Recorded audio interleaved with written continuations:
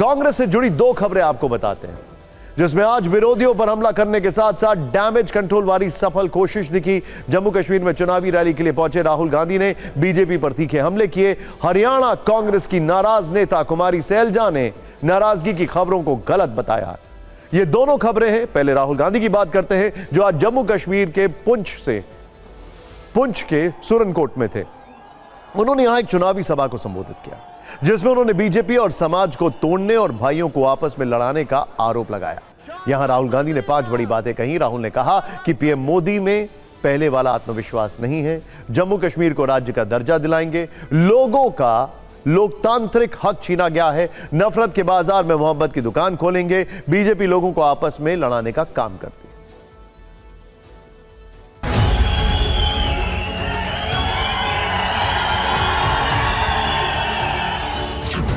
कि बीजेपी के लोग, आरएसएस के लोग जम्मू कश्मीर में, बाकी स्टेट्स में 24 घंटा नफरत और हिंसा फैलाते हैं।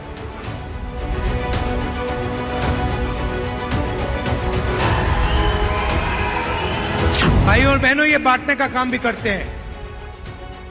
जहां भी जाते हैं,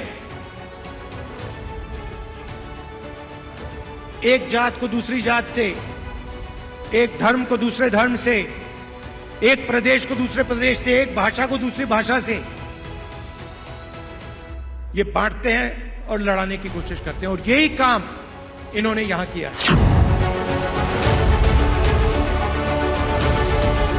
हम सबको एक साथ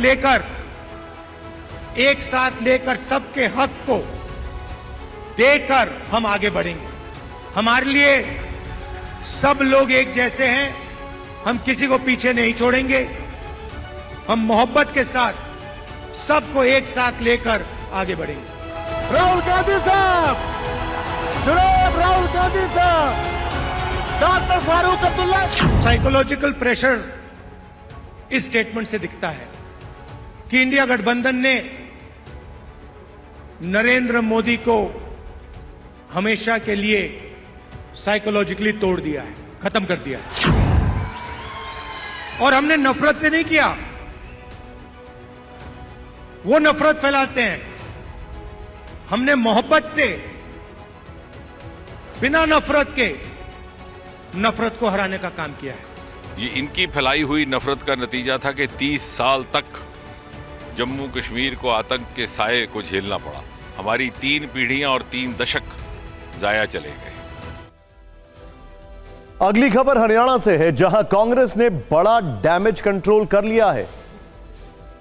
अभी तो इतने दिनों से सूत्रों से कुमारी सैलजा की नाराजगी की जो खबरें चल रही थी, आज कुमारी सैलजा ने ऑन रिकॉर्ड TV9 भारतवर्ष से बातचीत में कह दिया है कि वो नाराज नहीं हैं।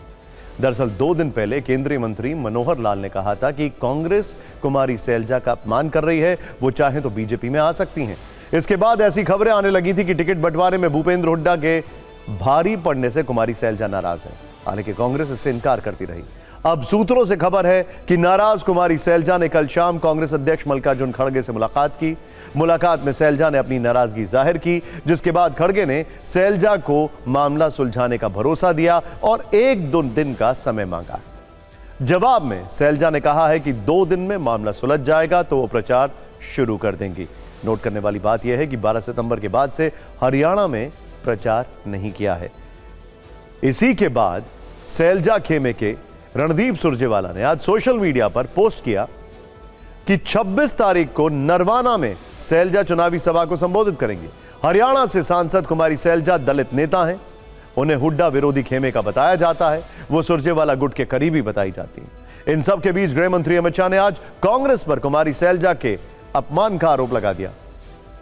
अमित शाह ने कहा कि कांग्रेस दलित विरोधी पार्टी है और कुमारी सैलजा का अपमान हो रहा है। अमित शाह के इस बयान के बाद अब कुमारी सैलजा ने नाराजगी की खबरों को गलत कहा है।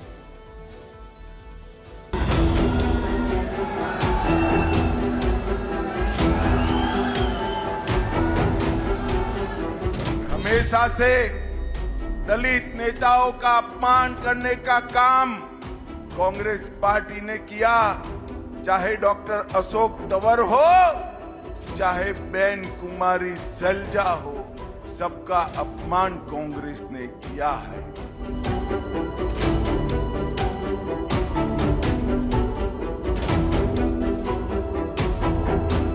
सारी उम्र लग गई और पुश्तें लग गई हमारी कांग्रेस पार्टी में। बीजेपी में क्या रखा है?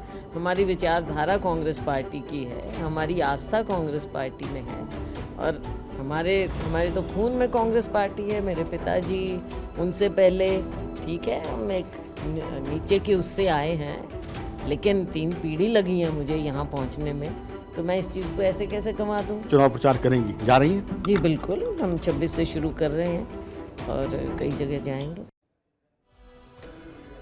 राजनीति में नाराजगी की टाइमिंग बहुत महत्वपूर्ण होती है। चुनाव से ठीक पहले नाराज होकर पार्टी का कोई भी जनाधार वाला नेता अच्छा मोल भाव कर सकता है। 61 वर्ष की कुमारी सैलजा को यह पता है कि अगले महीने चुनाव हैं और ये वक्त बहुत महत्वपूर्ण है। शायद इसलिए वो सूत्रों के मुताबिक तो नाराज हैं, लेकिन ऑन कैमरा वो नाराज नहीं है।